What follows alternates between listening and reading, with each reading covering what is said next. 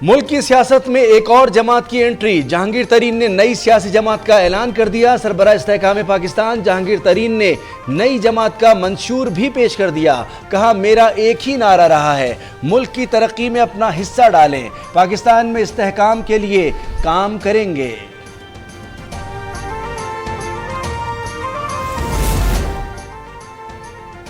انتشار پاکستان کو پیچھے کی طرف لے جا رہا ہے، انتشار ختم کر کے ملک کو مستحکم کرنا ہے۔ سینئر سیاستدان عبدالعلیم خان کا تقریب سے خطاب، کہا ایک ایسا پاکستان بنانا ہے جہاں پارلیمان، عدلیہ اور فوج ایک پیج پر ہوں۔ وزیر خزانہ نے قومی اقتصادی سروے رپورٹ پیش کر دی۔ 5 سال کے لیے اہداف مقرر، ملک کی تنزلی کا دور ختم ہو چکا، اب استحکام کی جانب بڑھنا ہے۔ اسحاق ڈار کی پری بجٹ پریس کانفرنس، کہا یہ بجٹ مسائل پر قابو پانے اور عوام کا معیار زندگی بہتر بنانے میں مددگار ثابت ہوگا۔ ملک کی معیشت 2017 کی سطح پر لانا چاہتے ہیں، انتہا پسندی کا خاتمہ بھی ایجنڈے میں شامل ہے۔ پاکستان کے پاس بیل آؤٹ پروگرام کی منظوری کا آخری موقع، آئی ایم ایف کے نمائندے ایس پریز نے کہا ہے کہ قسط کے اجرا کے لیے بورڈ سے آخری جائزے کی منظوری لی جا سکتی ہے، اس کے لیے غیر ملکی زر مبادلے کی مارکیٹ فعال طریقے سے بحال کرنے کی ضرورت ہے۔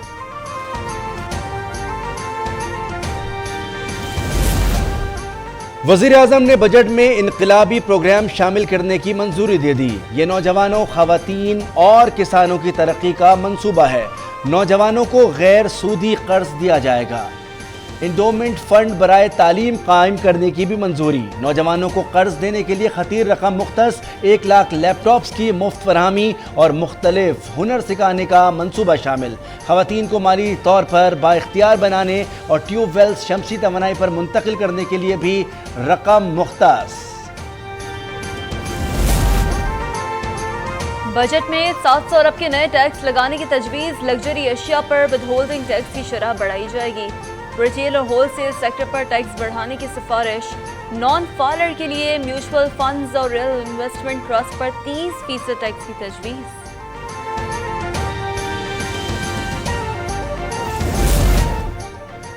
بجٹ میں زرعی شعبے اور انفارمیشن ٹیکنالوجی پر بڑی سرمایہ کاری کریں گے۔ وزیر اعظم کی وزیر خزانہ سے گفتگو، شہباز شریف نے کہا چھوٹے کسانوں کو اعلیٰ معیار کا بیج اور خودکار زرعی مشینری فراہم کی جائے گی۔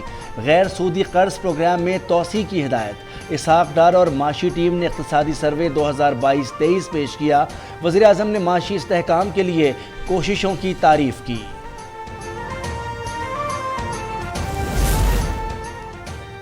حکومت نے ملک کو ڈیفالٹ کے خطرے سے نکالا، کل بجٹ پیش کیا جائے گا، سب دیکھیں گے ترقی کا نیا سفر شروع ہوگا۔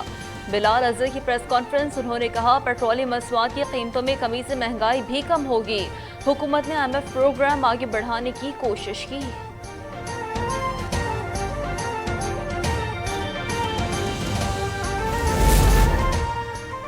بجٹ میں عوام کو ریلیف دینے کی پوری کوشش کریں گے، یہ سندھ حکومت کی ہمیشہ ترجیح رہی ہے۔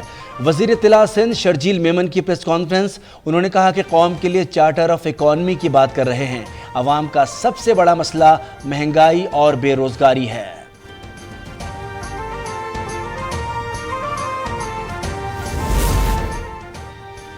ججز کے خلاف کرمنل عنصر ملتا ہے تو کیسز نیب میں جا سکتے ہیں۔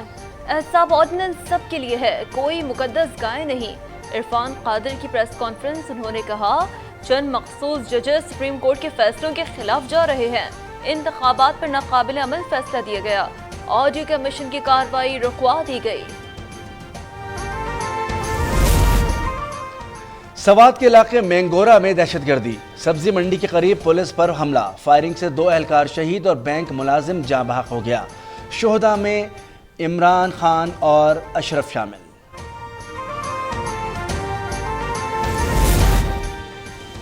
افغان صوبے بدخشاں میں ڈپٹی گورنر کی فاتح خوانی کے دوران دھماکہ، متعدد افراد جاں بحق زخمی ہو گئے۔ دھماکہ فیض آباد کی مسجد میں ہوا۔ 2 دن پہلے بدخشاں کے ڈپٹی گورنر مولوی نثار بھی جاں بحق ہو گئے تھے۔ اور کینیڈا کے جنگلات کی آگ نے امریکی شہروں کی فضا بھی آلودہ کر دی۔ وسطی نیو یارک میں خطرناک حد تک دھواں، متعدد پروازیں منسوخ، اسکول بند کر دیے گئے، لوگوں کو گھروں میں رہنے کی ہدایت۔ کیوبیک کے جنگلات میں سینکڑوں مقامات پر آگ لگی ہے۔